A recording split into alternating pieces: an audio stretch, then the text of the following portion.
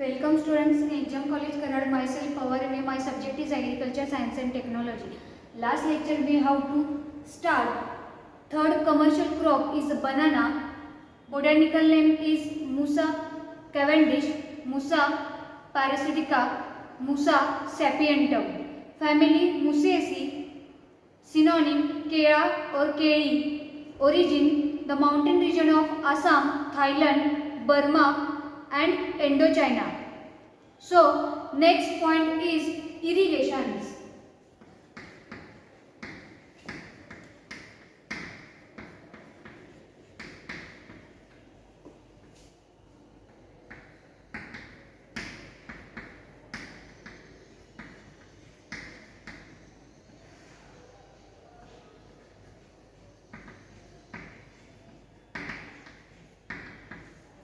Irrigations. The banana plant with its large leaves and succulent pseudostems requires adequate soil moisture throughout the year for optimum growth. For one banana crop of 18 months, 50 to 70 irrigations tons are required. म्हणजे इरिगेशन्स वॉटरचा आपण काय करतो, water supply करतोय, इरिगेशन्स देतोय, त्याला पाणी देतोय. ते जे काय केलं जातं, वन प्लांट असेल म्हणजे बनाना क्रॉप, तुम्ही जेवढं ते शेत घेतलं असेल, पीक घेतलं असेल, त्याला काय केलं जातं, 18 मंथमध्ये 18 महिन्यामध्ये काय केलं जातं, 50 ते 70 टन्स म्हणजे 50 ते 70 वेळा काय केलं जातं, पाणी दिलं जातं. Next after planting is develops one leaf every week. आणि जेव्हा तुम्ही प्लांटिंग करता त्याच्यानंतर काय होतं, तर प्रत्येक वीकमध्ये प्रत्येक आठवड्यामध्ये काय होतं, त्याला एक एक लीव्स यायला लागतं. Next the growth of plant is very fast from beginning itself. Banana is a water loving plant and thus needs frequent irrigations. आधीच आपण बघितलं होतं पाठीमागच्या लेक्चरमध्ये, बनाना हे कसलं क्रॉप आहे, तर वॉटर लविंग प्लांट आहे. Immediately after planting or orchid is flooded with water under dry condition, it has to be irrigated throughout the year. The frequency of irrigation will depend upon season, type of soil and locations. Generally the rain season no irrigations is given except long monsoon breaks. म्हणजे rainy सीझनमध्ये काय करतो आपण, तर त्याला irrigation द्यायची गरजच नसते पाऊस असल्यामुळे. आणि म्हणजे पाऊस जेवढा पाहिजे तेवढ्या प्रमाणात असेल तर काय होतं, त्याला पाणी द्यायची गरज नसते. आणि ते इरिगेशन जे आपण देतो ते कशावरती डिपेंड आहे, त्याची व्हरायटी असेल, तिथली सॉईल असेल, क्लायमेट असेल, याच्यावरती काय आहे, तिथे किती प्रमाणात इरिगेशन द्यावं हे डिपेंड असतं. Next in a summer season irrigation is required more frequently than winter season. म्हणजे समर सीझन मध्ये जास्त इरिगेशन देण्याची गरजेचं असतं, पाणी देणं गरजेचं असतं. कशापेक्षा, तर विंटर सीझन पेक्षा काय होतं, तिथे समर सीझन मध्ये जास्त प्रमाणात पाण्याची गरज असते. Next whether drip irrigation method is more beneficial to the crop than flooding method. Whether sprinkler method is suitable for irrigation banana crops. म्हणजे आपण जेव्हा पाणी देतो, आता तुम्हाला माहिती आहे 2 मेथड्सनी पाणी दिलं जातं, स्प्रिंकलर असेल किंवा दुसरी आहे ती ड्रिप इरिगेशन आहे आणि फ्लुडेड इरिगेशन आहे. या तिन्ही टाईपनी काय केलं जातं, पाणी दिलं जातं. पण फ्लुडेड इरिगेशननी न देता ड्रिप इरिगेशन मेथड किंवा स्प्रिंकलर इरिगेशन मेथडनी पाणी दिलेलं काय होतं, तर फायद्याचं आहे. नेक्स्ट इरिगेशन शेड्यूल्स बघा काय आहे त्याचे. Beginning of monsoon when rains are scanty irrigations 10 to 15 days interval. म्हणजे 10 ते 15 दिवसांच्या अंतरामध्ये काय केलं जातं, तर त्याला जेव्हा आपण प्लांटिंग करणार आहे त्यावेळेस काय केलं जातं, पाणी दिलं जातं. July to August normally no irrigation is required. आणि जुलै टू ऑगस्टच्या दरम्यान काय होतं, रेनी सीझन असल्यामुळे तिथे पाणी द्यायची गरज नसते. नेक्स्ट सप्टेंबर इरिगेशन वन्स और टॉयस इन मंथ. म्हणजे महिन्यातून 2 वेळा काय होतं, तर सप्टेंबरमध्ये पाणी देण्याची गरज असते. Next October to end of winter 10 to 15 days interval between two irrigations. The quantity of irrigation should be a 75 centimeter per hectare at each time. आलं लक्षात? इरिगेशन शेड्यूल जे आहे ते इथं तुम्हाला काय केलेलं आहे सांगितलेलं आहे. नेक्स्ट पॉइंट आहे मॅन्युअर्स अँड फर्टिलायझर्स. हे झालं इरिगेशन्स. नेक्स्ट पॉइंट आहे मॅन्युअर्स अँड फर्टिलायझर्स.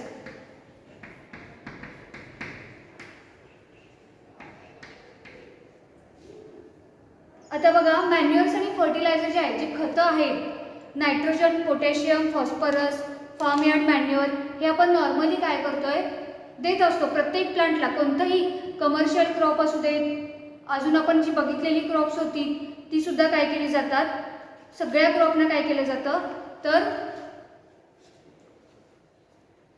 मॅन्युअर्स अँड फर्टिलायझरची काय असते गरज असते. म्हणजे जे ट्रॅडिशनल क्रॉप्स असतील किंवा कमर्शियल क्रॉप जे असतील त्यांना कोणतंही क्रॉप घ्या, त्यांना नायट्रोजन, पोटॅशियम, फॉस्फरस आणि फार्म यार्ड मॅन्युअर या मॅन्युअर्स आणि फर्टिलायझरची काय असते गरज असते. तर बघा banana is a very heavy feeder and quickly respond to manuring. म्हणजे बनाना कसला आहे हेवी फीडर आहे आणि क्विकली रिस्पॉन्स कशाला करते, जेव्हा तुम्ही त्याला मॅन्युअर्स देताय तेव्हा काय करतं तर लगेच ते रिस्पॉन्स द्यायला सुरुवात करतं. It requires plenty of organic matter for excellent growth and producing better crop. The fertilisers application is completed before flower initiations, which normally occurs within 5 to 6 months from planting. म्हणजे जेव्हा कधी त्याला फ्लावरिंग यायला सुरुवात होतं, तुम्ही जेव्हा काय करता प्लांटिंग करता, प्लांटिंग केल्यानंतर 5 ते 6 महिन्यानंतर काय होतं तिथं फ्लावर यायला सुरुवात होतात. The organic मॅन्युअर्स should be applied before planting. आणि ऑर्गॅनिक मॅन्युअर्स कधी यूज केले जातात, जेव्हा आपण प्लांटिंग करणार आहे त्याच्या आधी काय केलं जातं तर ऑर्गॅनिक मॅन्युअरचा वापर केला जातो. नेक्स्ट बघा before planting and for higher production the banana plant should be a fertilised with 100 gram nitrogen, 40 gram phosphorus, 100 gram potassium per plant. म्हणजे एवढं काय केलं जातं पर प्लांटला 100 ग्राम असेल नायट्रोजन, नेक्स्ट 40 ग्राम आहे फॉस्फरस आणि परत 100 ग्राम काय आहे पोटॅशियम. हे काय केलं जातं पर प्लांटला दिलं जातं. म्हणजे हे जे फर्टिलायझर्स आहेत ते काय केले जातात पर प्लांटला पुरवले जातात. Nitrogen is applied with 3 splits 40 gram, 30 gram and 30 gram respectively are planting at 1 month interval. One additional dose of 50 gram nitrogen is given after fruit set and better development of fruit. म्हणजे fruit सेटच्या वेळी सुद्धा काय केलं जातं तर त्याला form yard manure असेल, फर्टिलायझर्स असतील, NPK हे काय केले जातात पुरवले जातात. मग ते फ्रुटिंग काय होतं त्याची डेव्हलपमेंट जी आहे ती एकदम फास्टली होते, बेटर होते. नेक्स्ट पॉइंट आहे special culture practices.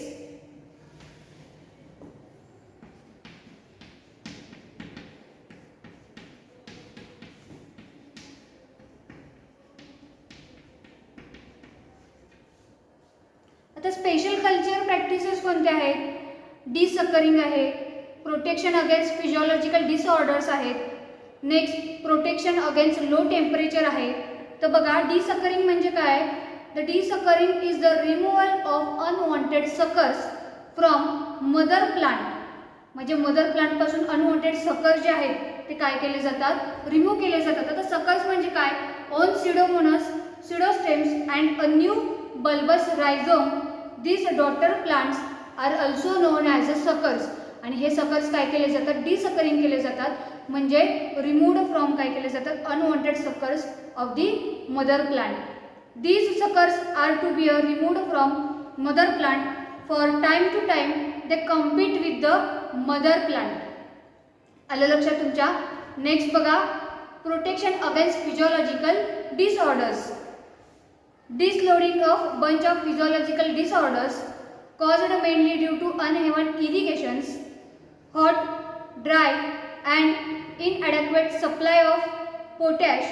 The protect of give proper irrigations and good supply of potash is required.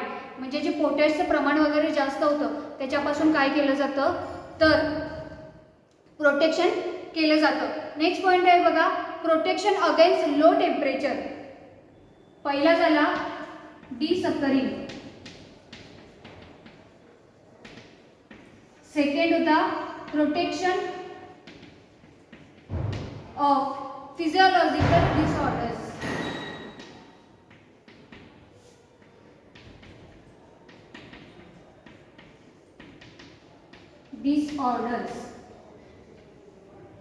आणि third protection against low temperature.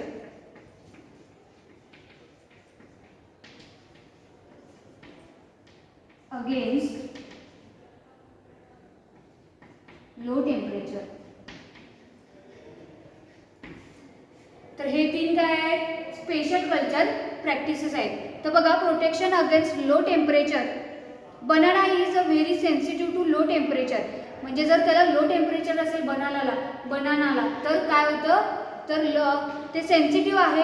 Due to this leaves turn yellow, also cause scoring of leaf growth rate as well as fruit maturity is delayed and inflorescence get choked to the protect plant from low temperature covering of bunch is followed. म्हणजे जर low temperature असेल तर ते plant काय आहे banana crop हे काय आहे तर त्याला सेन्सिटिव्ह आहे. त्याच्या फ्रुटिंगच्या वेळेस किंवा त्याचे जे लीव्ज आहेत ते काय होतात टर्न येलो होतात. तर त्याच्यापासून काय केलं जातं प्रोटेक्ट केलं जातं. नेक्स्ट पॉइंट आहे बघा, plant protection. Special culture practices हा पॉइंट झालेला आहे. त्याच्यामध्ये तीन आपण बघितले points. Desuckering, protection against physiological disorders and protection against low temperature. Next point आहे प्लांट प्रोटेक्शन.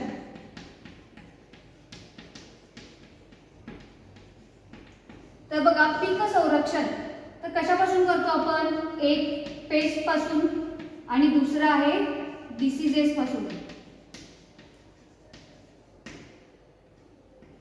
तर आता कोणकोणते पेस्ट आहेत तर बघूया आपण. फर्स्ट पेस्ट आहे stem borer.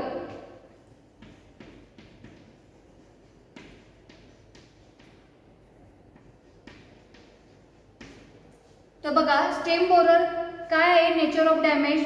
This insect feed on makes tunnel inside the corn and leaves turn yellow followed by withering of drawing of plant. आता जर तुम्ही कॉर्न बघितला बनानाचा तर त्याच्यामधल्या टनेलमध्ये काय करतात तर हे स्टेम बोरर त्याच्यावरती फीड करत असतात आणि काय करत असतात ते डॅमेज करत असतात. आणि लीव्स काय होतात टर्न येलो होतात, पिकतात आणि followed by withering of drawing of plant. आणि काही दिवसांनी काय होतं तर परत ते प्लांट काय होतं ड्राय व्हायला सुरुवात होते. नेक्स्ट आहे त्याच्यासाठी कंट्रोल मेजर्स बघा. Use of कार्बोफ्युरॉन granules 3 gram per plant. म्हणजे कार्बोफ्युरॉन ग्रॅन्युअल्स काय केले जातात प्रत्येक प्लांटला यूज केले जातात. नेक्स्ट आहे banana अफिड्स.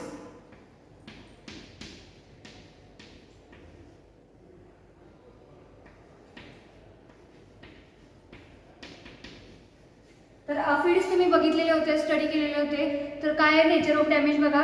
The aphid is vector of viral diseases bunch of top of banana. The insect suck the sap from young and tender leaves. म्हणजे जे यंग आणि टेंडर लीव्ज जे असतील ते काय करत असतात ते सक करत असतात, त्याच्यावर फीड करत असतात. त्याच्यासाठी कंट्रोल मेजर जो आहे तो कोणता आहे, स्प्रे 0.05% फॉस्फोफोमेडॉन हे काय केलं जातं स्प्रे केलं जातं त्याच्यावरती. हा त्याच्यासाठी कंट्रोल मेजर्स आहे. नेक्स्ट आहे बरोविंग निमॅटोड्स.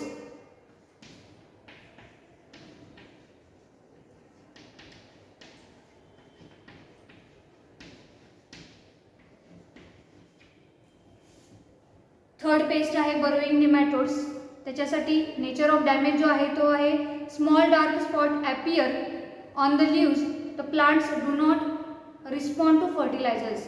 म्हणजे त्याच्यावरती काय होतात तर हे बरोईंग निमॅटोड जे आहेत ते लीव्सवरती काय होतात तर त्याच्या स्मॉल डार्क स्पॉट ॲपियर होतात आणि त्या कोणत्याही फर्टिलायझर्सला ते काय करत असतात रिस्पॉन्ड करत नाही. नेक्स्ट त्याच्यासाठी कंट्रोल मेजर जो आहे तो use of Furadan at 2 kilogram per hectare just before after planting suckers. It can also be controlled by applications of systematic granule, insecticides, neem cake, etc. Next, dipping of rhizomes at the time of planting in 0.2% फिनॅमिफॉस for 10 minutes. म्हणजे प्लांटिंगच्या वेळेस काय केलं जातं फिनॅमिफॉसचं काय केलं जातं 10 minute काय केलं जातं ते डिपिंग ऑफ रायझोम्स ॲट द त्या केमिकलमध्ये काय केलं जातं तर डिप केलं जातं 10 मिनिटासाठी फिनॅमिफॉसमध्ये.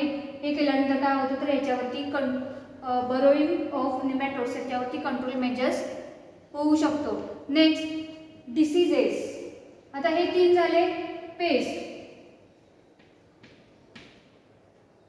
आता डिसीजेस बघा कोणकोणते आहेत. फर्स्ट आहे पनामा विल्ट.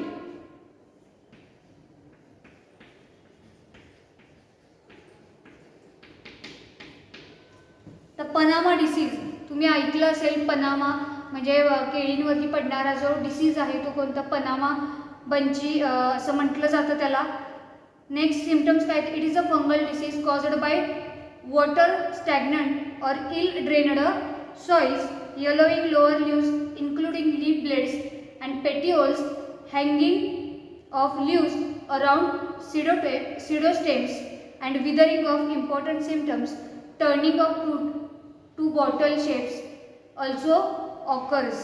म्हणजे हे काय तर त्याचे सिम्पटम्स आहेत. त्याच्यासाठी कंट्रोल मेजर्स काय बघा. ग्रोईंग रेजिस्टंट व्हरायटीज लाईक बरसाई, Poovan, Robusta and Champa. Next avoid continuous cropping of banana is the same field. म्हणजे काय करायचं अवॉइड करायचं आहे एकाच फील्डमध्ये सारखं सारखं बनानाचं तुम्ही जर क्रॉप घेतलं तर हा डिसीज पडण्याची शक्यता असते. त्यामुळे काय केलं जातं अवॉइड केलं जातं. सतत एकाच फील्डमध्ये सारखं एकच पीक घेणं गरजेचं नसतं. Next use of diseases free planting material and apply quicklime near of base of stem. Next आहे लीफ स्पॉट और सिगॅटोका डिसीज.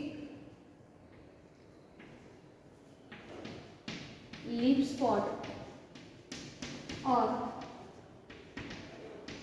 सिगॅटोका डिसीज. तर हा एक डिसीज आहे त्याचा. तर त्याचे सिम्पटम्स बघा. It is a fungal disease. Light yellow oval spot on the leaves. The centre of the spot dies turning leaf light grey surrounded by brown ring and killing of large portion of leaves. म्हणजे लीव्सवरती काय होतात तर असे dark. आता हे जर leaves असेल त्याचं केळीचं तर त्याच्यावरती असे काय होतात तर राऊंड राऊंड मध्ये काय होतात तर हे लीफ स्पॉट हा डिसीज पडतो. It is a fungal disease आहे. नेक्स्ट त्याच्यासाठी कंट्रोल मेजर जो आहे स्प्रे डायथिन M45 कॅप्टन 0.2%. हे काय केलं जातं याच्यासाठी यूज केलं जातं. नेक्स्ट आहे बंची टॉप.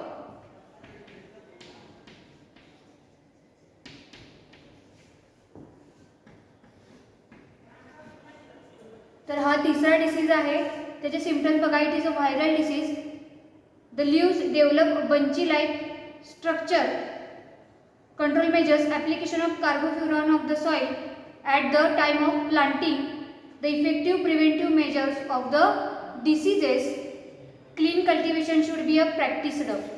हे काय आहे तर त्याच्यासाठी कंट्रोल मेजर्स आहेत. नेक्स्ट बघा आता हार्वेस्टिंग. नेक्स्ट पॉईंट आहे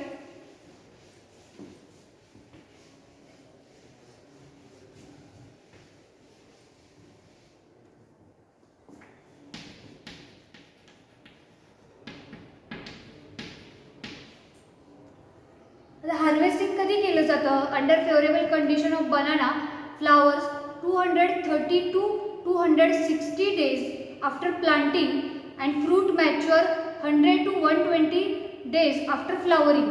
म्हणजे फ्लावरिंग कधी लागतं 230 ते 260 दिवसानंतर त्याला फ्लावरिंग यायला सुरुवात होते. फ्लावरिंग आल्यानंतर 100 ते 120 दिवसामध्ये काय होतं तर ते फ्रूट मॅच्युअर होतात. Bunch are harvested at 3/4 maturity for distance makes and local market then harvested at fully matured. आलं लक्षात तुमच्या. तर हार्वेस्ट कधी केलं जातं तर तुम्ही जेव्हा प्लांटिंग करताय त्याच्या 230 ते 260 दिवसानंतर काय होतं तर फ्लावरिंग यायला सुरुवात होते आणि फ्लावरिंग आल्यानंतर 100 ते 120 दिवसात काय होतं तिथे फ्रूट मॅच्युअर होतात. Next signs of banana maturity. Change of fruit colour from dark green to light green. म्हणजे आता कधी ते केळी पिकलेत कधी तुम्ही कसं ओळखणार त्याच्या सायन्स काय आहेत तर डार्क ग्रीन बनानापासून काय होतं तर लाईट ग्रीन कलर व्हायला सुरुवात होते. Tendency of floral end of fruit fall by slighter touch by hand. Fruit becomes round shaped and the angles are filled completely. When tapped the fruit gives metallic sound. आणि जेव्हा तुम्ही त्या फ्रूट्सवरती असं टिचकी माराल तेव्हा त्याच्यामधून काय होतं तर मेटॅलिक साऊंड असा बाहेर पडतो. तेव्हा आपण काय म्हणतो तर मॅच्युअर झालेले आहेत बनाना. नेक्स्ट इल्ड जे आहे ते बघा. The yield varies according to variety. The average yield of banana is 30 tons per hectare. The yield of बरसाई variety is 40 to 45 tons per hectare. आता जे हे इल्ड आहे कोणतंही क्रॉप घ्या तुम्ही कोणत्याही क्रॉपचं जे इल्ड आहे ते कशावरती डिपेंड असतं तर त्याच्या व्हरायटीजवरती. आपण जी व्हरायटी सिलेक्ट करू ज्या फील्डमध्ये सिलेक्ट करू जी सॉईल असेल त्याच्यासाठी असणारा क्लायमेट असेल मॅन्युअर्स फर्टिलायझर्स हे जे पॉईंट्स आपण बघतोय का बघतोय प्रत्येक प्लांटचं त्याच्यासाठी लागणारे सॉईल क्लायमेट मॅन्युअर्स फर्टिलायझर्स असतील त्याच्यामध्ये कोणते पेस्ट आहेत कोणते डिसीजेस आहेत हे जे आपण पॉईंट्स का बघतोय रे तर त्याच्यावरती काय आपलं इल्ड डिपेंड आहे. तुम्ही रेग्युलरली त्याला मॅन्युअरिंग फर्टिलायझर ॲट द टाईम केलं तर त्याला कोणताही पेस्ट डिसीजची गरज त्याच्यावरती कोणताही पेस्ट डिसीज पडणार नाही याची आपण आधीच काळजी घेतली तर आपलं इल्ड कसं निघणार आहे अगदी चांगलं इल्ड त्याच्यामधून आपल्याला मिळणार आहे चांगला फायदा होणार आहे. त्यासाठी आपण प्रत्येक प्लांटचं काय बघतोय त्याच्यासाठी लागणारी सॉईल क्लायमेट युजेस असतील त्याचे मॅन्युअर्स फर्टिलायझर्स असतील हे पॉईंट्स आपण सतत बघत आहोत. तर बघा इथे बनाना जे आपण कमर्शियल क्रॉप घेतलं होतं ते इथे संपलेलं आहे. नेक्स्ट लेक्चरमध्ये आपण काय करणार आहे जे 4th क्रॉप आहे कमर्शियल क्रॉप ते कंटिन्यू करणार आहे. 4th commercial crop is mandatory orange म्हणजे संत्रा हे आपण काय करणार आहे नेक्स्ट लेक्चरमध्ये कंटिन्यू करणार आहे. थँक्यू.